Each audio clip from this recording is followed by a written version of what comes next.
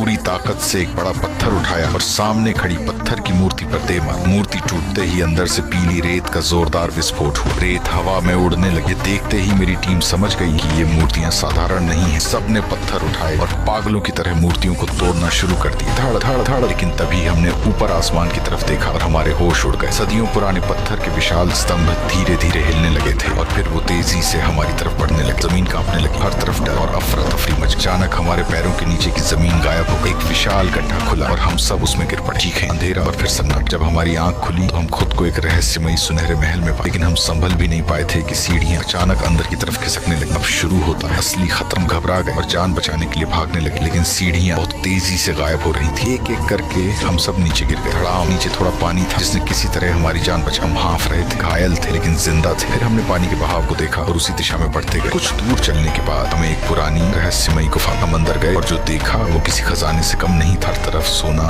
चांदी, कीमती गहने और पुराने खजाने बिखरे पड़े थे। लेकिन हमारी टीम का एक बूढ़ा साथी इन सब पर ध्यान ही नहीं देता। सीधे एक पुराने दरवाजे के पास गया और अपनी जेब से एक क्रिस्टल बॉल निकाला। कहानी के अनुसार यही उस महल की असली चाबी थी। मैंने दरवाजे को गौर से देखा और मुझे एक गहरा निशान दिखा, बिल्कुल उसी आकार का। समझ के मैंने धीरे धीरे उस क्रिस्टल बॉल को उठा और दरवाजे के सामने ले। अगले ही पल दरवाजा कांपने लगा। एक के बाद एक पूरी दीवार में कंपन शुरू हो गया और कुछ सेकंड बाद एक गुप्त रास्ता खुल गया। हम अंदर गए और जो देखा वो एक सपने जैसा था। हर तरफ सुनहरी रोशनी, दीवारें सोने की ईंटों से बनी हुई और चारों तरफ चमकती हुई क्रिस्टल मूर्ति। लेकिन तभी हमारी नजर एक मूर्ति पर पड़ी जो अधूरी। उसका एक हिस्सा गायब था। तभी मेरे साथी ने फिर से क्रिस्टल बॉल उठाई और उस मूर्ति के पास ले गए। जैसे ही क्रिस्टल बॉल मूर्ति के पास पहुंची पूरी जगह अचानक बदल गई।